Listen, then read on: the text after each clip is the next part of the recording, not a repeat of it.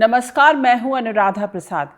इसमें कोई शक नहीं कि अयोध्या में श्री राम का भव्य मंदिर बनने के बाद वहां पहुंचने वाले श्रद्धालुओं की भीड़ कई गुना बढ़ी है। इसमें भी कोई शक नहीं कि देश ही नहीं, दुनिया के हर हिस्से से श्रद्धालु अयोध्या पहुंच रहे हैं। और इसमें भी कोई शक नहीं कि मंदिर निर्माण के बाद अयोध्या की अर्थव्यवस्था को नई उड़ान मिली। और इसमें भी कोई शक नहीं कि राम मंदिर और उसके आसपास के इलाकों में ज़मीन की कीमतें कई गुना बढ़ गई। कहा गया कि अयोध्या में राम मंदिर बनने से धार्मिक पर्यटन अब भारत के लिए सिर्फ सांस्कृतिक विषय नहीं है, बल्कि एक मजबूत आर्थिक इंजन बन चुका है। लेकिन क्या हजारों साल से अयोध्या का यही मिजाज रहा है? आप देख रहे हैं न्यूज़ 24 की स्पेशल सीरीज मैं अयोध्या हूं। मैं पिछले एपिसोड में मैं आपको बता चुकी हूं कि त्रेता युग से अंग्रेजों के दौर आते आते अयोध्या कितने उतार चढ़ाव के दौर से गुजरी। लेकिन इतिहास के हर मोड़ पर इस सवाल का जवाब अलग अलग कोण से तलाशने की कोशिश होती रही है कि अयोध्या ने दुनिया को क्या सिखाया, कि क्या राजा दशरथ किस तरह अपने राजकुमारों को ऋषि के साथ जंगल भेजने में भी नहीं हिचकते। मतलब व्यवहारिक ज्ञान हासिल करने के लिए सुख साधन और घर का मोह छोड़ना पड़ता है। अयोध्या ने श्री राम को विनम्रता का पाठ इस कदर पढ़ाया कि राजा जनक के दरबार में शिव धनुष टूटने पर गुस्साए ऋषि परशुराम से कहते हैं कि शिव धनुष तोड़ने वाला कोई आपका दास ही हो सकता है। अयोध्या ने सिखाया कि एक पुत्र किस तरह अपने पिता के वचन का मान रखने के लिए जंगल चला जाता है। यह अयोध्या से निकला संस्कार है, जिसमें सीता हरण के बाद अपनी समस्याओं से लड़ने के लिए श्री राम अपने किसी परिचित या रिश्तेदार से मदद नहीं मांगते, बल्कि जंगल में मौजूद बंदर भालू की सेना तैयार कर जंग लड़ते हैं। मतलब अयोध्या आत्मनिर्भरता का पाठ भी सिखाती है। ये अयोध्या से निकला ही दर्शन है, जिसमें श्री राम रावण वध के बाद लंका का राजपाट विभीषण को सौंप देते हैं। लेकिन पिछले 4-5 दशकों से अयोध्या की चर्चा वहां के जर्रे जर्रे से निकले वाले संदेशों की वजह कम और राजनीतिक वजहों से अधिक हो रही है। ऐसे में आज मैं आपको बताने की कोशिश करूंगी कि अयोध्या किस तरह भारत में चुनावी राजनीति की धुरी बनी। विनम्रता और त्याग का पाठ सिखाने वाली अयोध्या को किसने आक्रामक और संघर्ष क्षेत्र में बदल दिया।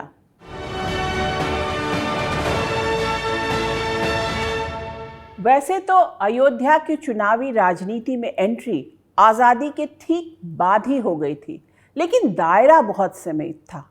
श्री राम और अयोध्या आस्था के केंद्र में रहे। इमरजेंसी के बाद जनता पार्टी की सरकार और उसके बाद फिर इंदिरा गांधी की प्रचंड बहुमत से सत्ता में वापसी से हिंदूवादी ब्रिगेड फिर चुनावी राजनीति में किनारे लग गई। साल 1980 में भारतीय जनसंघ की गर्भ से बीजेपी का जन्म हुआ, जिसके नेता अटल बिहारी वाजपेयी, लाल कृष्ण आडवाणी और मुरली मनोहर जोशी थे। विश्व हिंदू परिषद लगातार अयोध्या के मुद्दे को उठा रहा था। साल 1984 में इंदिरा गांधी की हत्या के बाद प्रधानमंत्री की कुर्सी पर बैठे युवा, जोश से लबरेज और नई सोच वाले राजीव गांधी। हिंदूवादी ब्रिगेड समझ नहीं पा रहा था कि कांग्रेस के खिलाफ सियासत की गाड़ी को किस ईंधन से आगे बढ़ाया जाए। लेकिन राजीव गांधी के दौर में शाहबानों के तलाक का मामला ऐसा गर्म हुआ कि देश को 21वीं सदी का सपना दिखाते दिखाते राजीव गांधी भी हिंदू मुस्लिम की राजनीति में उलझ गए। हिंदूवादी संगठनों को भी मौका मिल गया अयोध्या के मुद्दे को नए सिरे से गर्म करने का।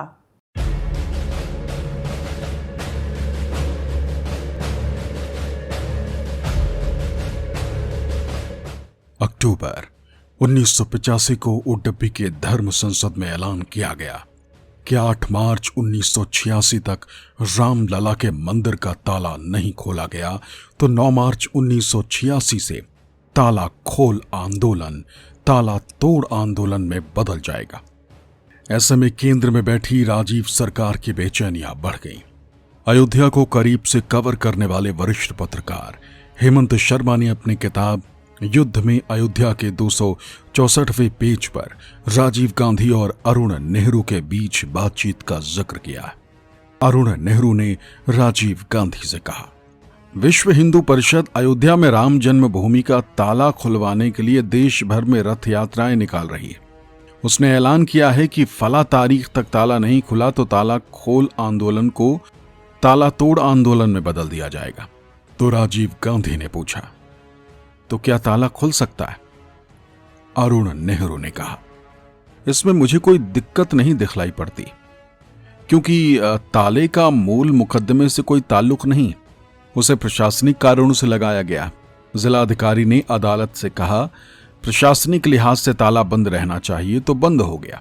अब अगर जिलाधिकारी कहेगा ताले की जरूरत नहीं है तो ताला खुल जाएगा। हेमंत शर्मा की किताब युद्ध में अयोध्या के मुताबिक राजीव गांधी ने अरुण नेहरू के प्लान को हरी झंडी दिखा दी। ये तो हुआ हेमंत शर्मा का दावा। वही मौजूदा रिकॉर्ड के मुताबिक फैजाबाद कोर्ट में उमेश चंद्र पांडे नाम के वकील ने याचिका दाखिल की विवादित स्थल पर लगा ताला खुलवाने के लिए। इस मुकदमे की सुनवाई कर रहे थे जिला जज कृष्ण मोहन पांडे। तब फैजाबाद के डीएम थे इंदु कुमार पांडे और एसएसपी कर्मवीर सिंह। सुनवाई के दौरान जज केएम पांडे ने फैजाबाद के डीएम और एसपी से पूछा, क्या याचिकाकर्ता की अपील पर ताला खोलने में कोई परेशानी है? क्या कानून व्यवस्था को लेकर कोई दिक्कत हो सकती है? जवाब में डीएम इंदु कुमार पांडे ने कहा, मुस्लिम समुदाय के सदस्यों को विवादग्रस्त स्थल पर नमाज पढ़ने की इजाजत नहीं है, उन्हें वहां जाने की भी इजाजत नहीं है। ताले खुल जाने से कानून और व्यवस्था की कोई समस्या खड़ी होने की संभावना नहीं है। ये परिसर का अंदरूनी मामला है। तो फैजाबाद के एसएसपी कर्मवीर सिंह ने अदालत को भरोसा दिया, ताला लगाया जाए या नहीं, हर स्थिति में शांति व्यवस्था कायम रखी जा सकती है। इसके बाद जज कृष्ण मोहन पांडे ने अपने फैसले में लिखा, प्रतिवादियों को निर्देश दिया जाता है कि वो तुरंत ओ तथा पी द्वारों को खोल दें। वो आवेदक तथा समस्त समुदाय के सदस्यों द्वारा दर्शन व पूजा में कोई प्रतिबंध न लगाएं या बाधा न खड़ी करें। फैजाबाद कोर्ट के इस फैसले के करीब 40 मिनट के भीतर ही विवादित स्थल पर पिछले 3 दशकों से लगा ताला खुल गया। ताला खुलवाने वाले वहाँ पर कांग्रेस के रिजीम में वहाँ का ताला खुला, लेकिन उसको क्रेडिट नहीं मिला। वहाँ मूर्ति जो वहाँ पर रामलला स्थापित किए गए वो भी कांग्रेस के रिजीम में रहा। तो चर्चा में तो रहा अयोध्या, हमेशा राजनीतिक दल भी चर्चा में रहे, लेकिन फ़र्क इतना सा रहा कि कांग्रेस ने वह रामलला को वहाँ बैठाया भी, कांग्रेस ने वहाँ के ताला भी खुलवाया, लेकिन उसको हाईजैक भारतीय जनता पार्टी ने कर लिया। जब 1986 की घटना हुई तो ये कहा गया कि तत्कालीन प्रधानमंत्री राजीव गांधी ने एक बड़ा बोल्ड स्टेप लिया है और समाज के बड़े वर्गों में कहा गया, बताया गया, बल्कि स्वीकार किया गया कि एक ऐसा कदम है जिसकी प्रशंसा होनी चाहिए। लेकिन बाद में कांग्रेस की पॉलिसी, कांग्रेस की सोच उससे अलग हुई, उससे विलग हुई, उसके उल्टे हुई और कांग्रेस उसका नतीजा आज तक भुगत रही है। देश की राजनीति हिंदू मुस्लिम सेकुलर कम्युनल के खांचे में तेजी से बढ़ती जा रही थी। धीरे धीरे 1989 में लोकसभा चुनाव का समय भी आ गया। राजीव गांधी ने अपने चुनाव अभियान की शुरुआत अयोध्या से की और राम राज्य लाने का वादा किया, लेकिन कांग्रेस को लोकसभा चुनावों में इसका कोई खास फायदा नहीं मिला। साल 1989 में आम चुनाव में दिल्ली में सत्ता का मिजाज फिर बदला। प्रचंड बहुमत वाली सरकार की जगह गठबंधन सरकार बनी। राजीव गांधी की जगह विश्वनाथ प्रताप सिंह प्रधानमंत्री की कुर्सी पर थे। उनकी प्रधानमंत्री वाली कुर्सी गठबंधन के कई पायों पर टिकी हुई थी। ऐसे में वीपी सिंह ने अपने विरोधियों पर बढ़त बनाने के लिए मंडल कमीशन की रिपोर्ट लागू करने का फैसला किया। इसके बाद अगड़े पिछड़े की राजनीति में नए सिरे से फील्डिंग बिछाने का काम शुरू हो गया। आरक्षण की गर्म हवा में बीजेपी को अपनी सियासी जमीन खिसकती दिखाई दी। ऐसे में बीजेपी नेताओं ने अपने राजनीतिक गुब्बारे में धर्म की हवा भरनी शुरू कर दी। नारा लगने लगा, वो जात पात से तोड़ेंगे, हम धर्म संस्कृति से जोड़ेंगे। बीजेपी के लाल कृष्ण आडवाणी सोमनाथ से राम रथ पर सवार होकर यात्रा पर निकल गए। अयोध्या के नाम पर सियासी जमीन तैयार करने का खेल शुरू हो गया। हिंदूवादी संगठनों ने राम मंदिर के लिए ईंट और चंदा जमा करने का काम भी शुरू कर दिया।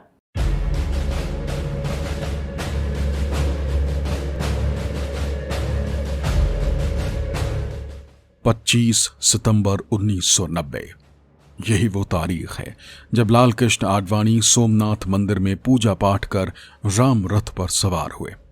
हर तरह की सुविधाओं से लैस एक मिनी बस को रथ का रूप दिया गया। करीब 10,000 किलोमीटर का रूट तय था। बीजेपी के छोटे बड़े नेताओं को क्षेत्रवार जिम्मेदारियां सौंपी गई। बजरंग दल को रथ यात्रा में अधिक से अधिक लोगों को जुटाने की जिम्मेदारी दी गई। आडवाणी के रथ के रफ्तार पकड़ते ही आरक्षण और मंडल की आवाज दबने लगी। अयोध्या में राम मंदिर निर्माण, राम जन्मभूमि को मुक्त कराने का संकल्प, इसने भारत की राजनीति की दिशा और दशा बदल दी।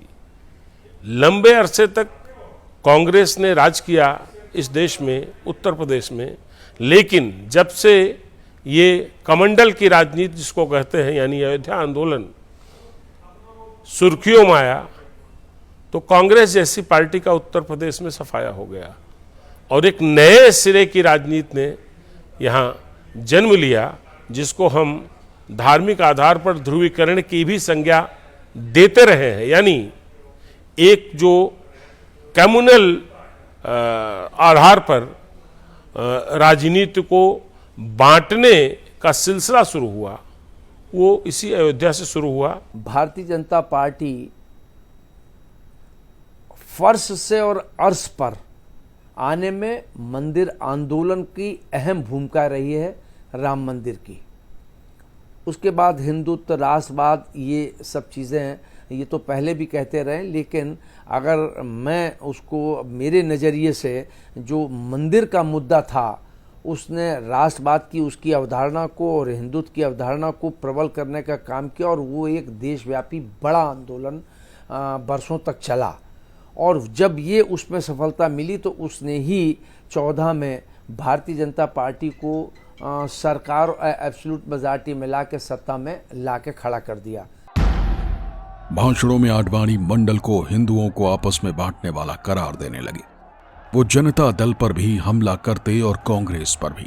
बीजेपी नए राजनीतिक विकल्प के तौर पर मजबूत होने लगी। लोग कहते हैं कि आप अदालत का फैसला क्यों नहीं मानते? अदालत क्या इस बात का फैसला करेगी कि यहां पर राम का जन्म हुआ था कि नहीं हुआ था?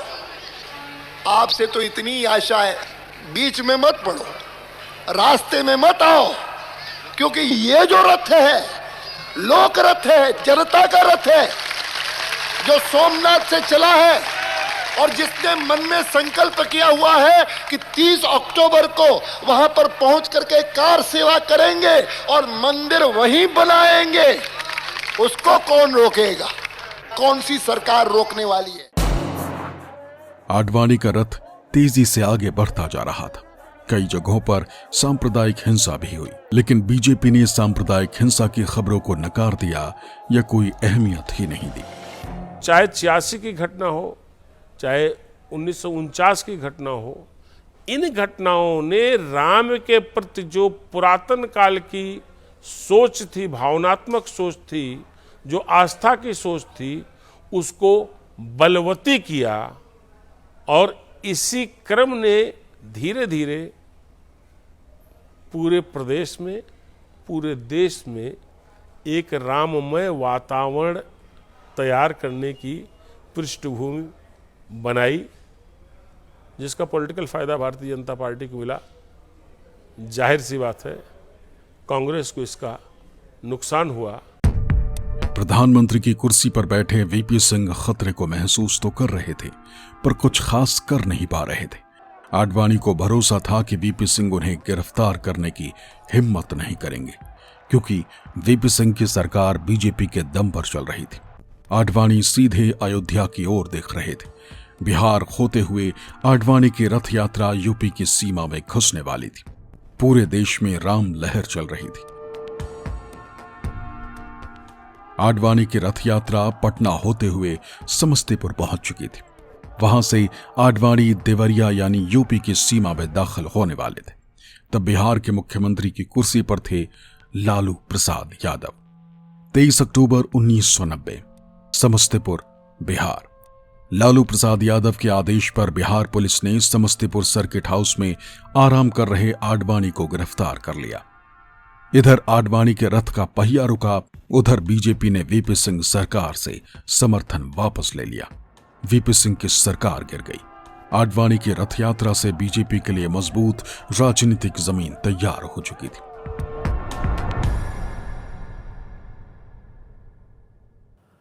बिहार में लालकृष्ण आडवाणी की गिरफ्तारी के साथ ही बीजेपी ने केंद्र की वीपी सिंह सरकार से समर्थन वापस ले लिया। वीपी सिंह सरकार मुंह के बल गिर गई, लेकिन अयोध्या की गूंज भारत के हर हिस्से में सुनाई देने लगी। राम नाम का चमत्कार सियासत में साफ साफ दिखाई देने लगा। बीजेपी और हिंदूवादी संगठनों को अयोध्या में भरपूर संभावना दिख रही थी। देश भर से राम भक्तों का सैलाब अयोध्या पहुंचने लगा।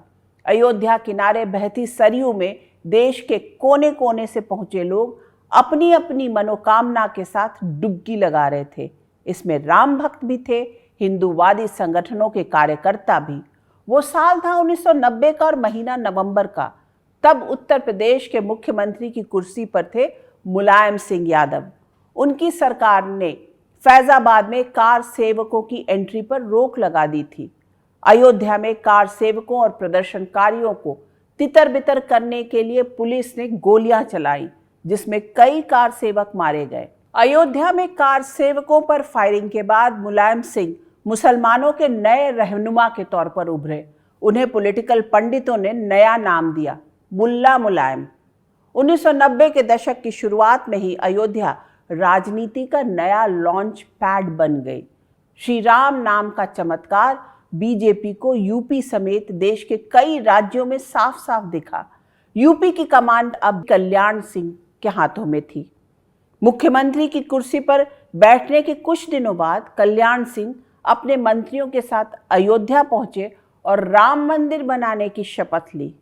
वहीं दूसरी ओर अयोध्या में मंदिर निर्माण को लेकर वीएचपी, बजरंग दल और बीजेपी ने मिलकर सुनामी तैयार करना शुरू कर दिया।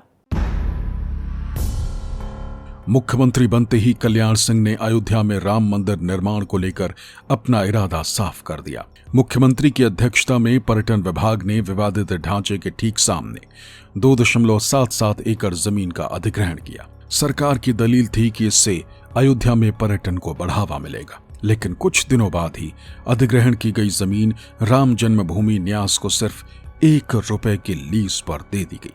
कहा जाता है कि वीएचपी के अशोक सिंघल की अगुवाई में हिंदूवादी संगठनों का एक दल मुख्यमंत्री कल्याण सिंह से मिला और विवादित ढांचे के बाहर लगे बैरिकेड्स हटाने की मांग की। दलील दी गई कि पुलिस बैरिकेड्स की वजह से कार सेवकों को रामलला के दर्शन और पूजा पाठ में दिक्कत आती। इस बीच राज्य सरकार से मिली जमीन समतल करने का काम शुरू हो गया। आरएसएस की मदद से वीएचपी और बजरंग दल ने एक 40 दिन लंबा बजरंग रुद्र महायज्ञ का आयोजन किया। देश के कोने कोने से यज्ञ के लिए अयोध्या पहुंचे कार सेवकों के ठहरने के लिए कार सेवकपुरम बनाया गया। मुस्लिम संगठनों ने पहले ही कल्याण सिंह सरकार के जमीन अधिग्रहण के फैसले का विरोध किया। मामला कोर्ट में पहुंचा।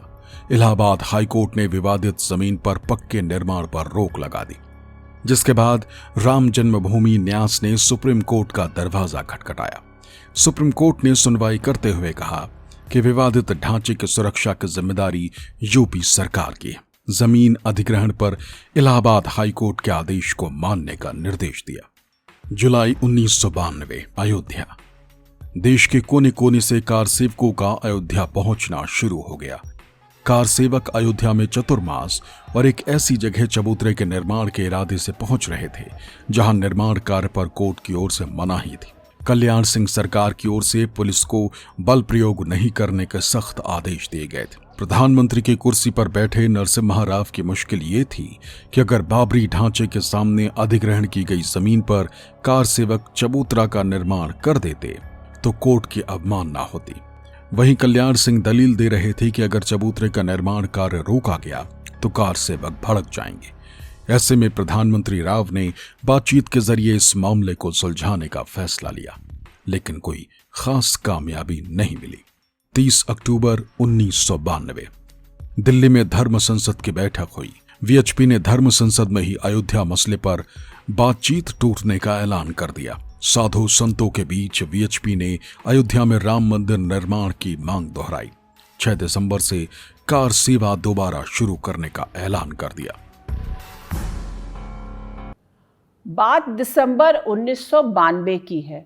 लखनऊ में एक बड़ी रैली हुई जिसमें अटल बिहारी वाजपेयी ने जमीन समतल करने की बात की तो आडवाणी ने संकल्प पूरा करने के लिए बलिदान देने की बात की। वीएचपी नेता अशोक सिंघल ने कहा कि कार सेवा सिर्फ भजन कीर्तन के लिए नहीं है बल्कि मंदिर का निर्माण कार्य शुरू करने के लिए है। दूसरी ओर अयोध्या में मौजूद कार सेवकों का जोश सुनामी में बदल चुका था। अयोध्या में पुलिस अफसरों को सूबे की सरकार ने सख्त हिदायत दी थी कि किसी कीमत पर गोली नहीं चलानी है। अयोध्या में करीब 2 लाख कार सेवक जमा थे। अगली सुबह कार सेवकों का सैलाब सीधे बाबरी ढांचे की ओर बढ़ा और कुछ घंटों में ही सदियों से खड़े तीनों गुंबद मलबे में तब्दील हो गए।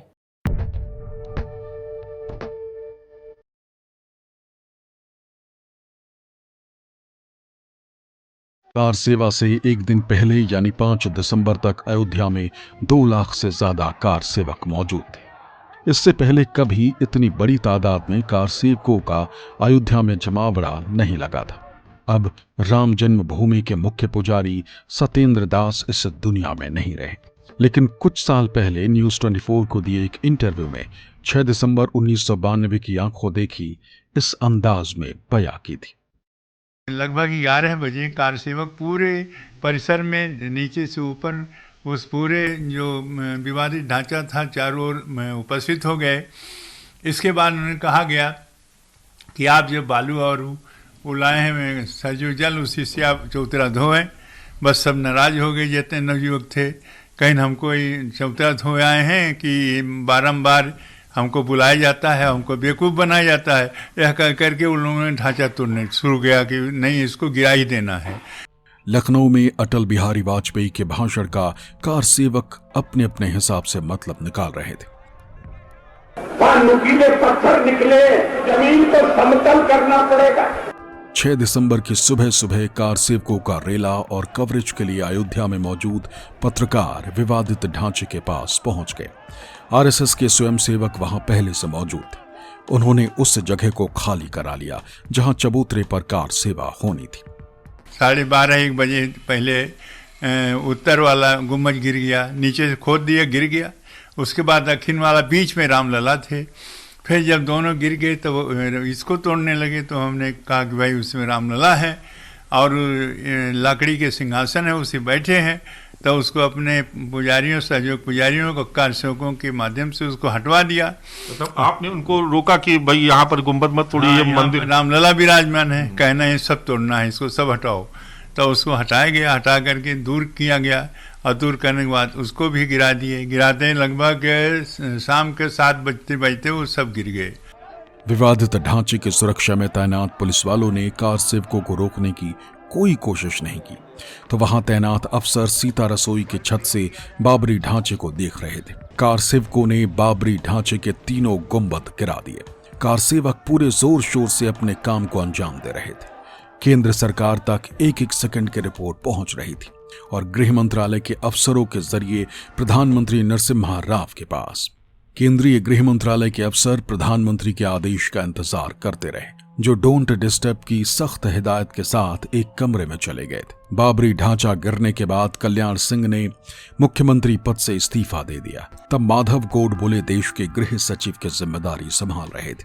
कुछ साल पहले न्यूज 24 को दिए एक इंटरव्यू में माधव गोडबोले ने बताया था कि बाबरी गिराए जाने के तुरंत बाद क्या हुआ था। मंत्रिमंडल की बैठक हुई, तब वो मीटिंग में ये तय हुआ कि राष्ट्रपति राजवट लागू की जाए। इसके पहले कुछ घंटे पहले कल्याण सिंह ने अपना इस्तीफा भेज दिया था। मंत्री प्रधान जी ने मुझे पूछा था तब कि ये इस्तीफा मान लेना चाहिए या नहीं, तो मैंने ये एडवाइस उनको दी थी कि बिल्कुल नहीं मान लेना चाहिए। अभी तो एक ही चीज़ हो सकती है कि राष्ट्रपति की राजवट वहाँ पर लागू की जाए और उसके लिए मंत्रिमंडल की सम्मति ली जाए। अब घंटा दो घंटा 3 घंटा वो वहाँ पर मुख्यमंत्री रहेंगे तो उससे कुछ फर्क नहीं पड़ने वाला, क्योंकि ढांचा तो गिरा हुआ है। फैजाबाद में खड़ी सेंट्रल पैरामिलिट्री जवानों की कंपनियां स्थानीय मजिस्ट्रेट का इंतजार करती रहीं। कार सेवकों ने गिराए गए ढांचे की ओर आने वाले हर रास्ते को बंद कर दिया था। बिना किसी रोक टोक के कार सेवक अपना काम करते रहे। रामलला का एक अस्थायी मंदिर तैयार कर दिया गया। इस बीच कल्याण सिंह सरकार को बर्खास्त कर दिया गया और यूपी में राष्ट्रपति शासन लगा दिया गया। अयोध्या में बाबरी ढांचा गिराए जाने के अगले दिन यानी 7 दिसंबर 1992 को जब सीआरपीएफ और रैपिड एक्शन फोर्स ने उस जगह को अपने कब्जे में लिया, तब तक वहां एक अस्थायी मंदिर बन चुका था। राम सीता की मूर्ति स्थापित हो चुकी थी। 6 दिसंबर 1992 की घटना को हिंदुत्ववादी संगठन शौर्य दिवस के रूप में मनाता है, तो सेक्युलर साह दिवस के तौर पर। लेकिन अयोध्या की उस तारीख पर श्री राम क्या सोचते होंगे, ये निकला मशहूर शायर कैफी आजमी की नज्म में। आजमी साहब लिखते हैं कि राम वनवास से जब लौटकर घर में आए, याद जंगल बहुत आया जो नगर में आए। रक्से दीवानगी आंगन में जो देखा होगा, 6 दिसंबर को श्री राम ने सोचा होगा, इतने दीवाने कहाँ से मेरे घर में आए। इतना ही नहीं, कैफी आजमी आगे लिखते हैं, पांव सरयू में अभी राम ने धोए भी न होते कि नजर आए वहां खून के गहरे धब्बे। पांव धोए बिना सरयू के किनारे से उठे, राम ये कहते हुए अपने दुआरे से उठे, राजधानी की फजा आई नहीं रास मुझे, 6 दिसंबर को मिला दूसरा बनवास मुझे। ये तो हुई शायर और साहित्यकारों की बात। बाबरी ढांचा गिराए जाने के बाद देश के अलग अलग हिस्सों में हुई हिंसा, जिसमें निर्दोष लोगों की जान गई। अयोध्या को हर शख्स अपनी अपनी लेंस से देखता रहा। श्री राम की नगरी के नाम पर बहुत कुछ चलता रहा। एक ओर अयोध्या में भव्य दिव्य राम मंदिर के लिए आंदोलन, दूसरी ओर अदालत में अयोध्या की लड़ाई, तीसरी ओर अयोध्या के नाम पर सियासत। अयोध्या के सियासी लॉन्च पैड से मंदिर आंदोलन से चमके कई चेहरे सत्ता में ऊंचे पायदान तक पहुंचे, पर अयोध्या जहां की तहां खड़ी रही। आज बस इतना ही। मैं अयोध्या हूं कि अगली किस्त में बात करेंगे कैसे बना अयोध्या में राम मंदिर। निष्पक्ष खबरों के लिए आप देखते रहिए न्यूज़ 24। नमस्कार।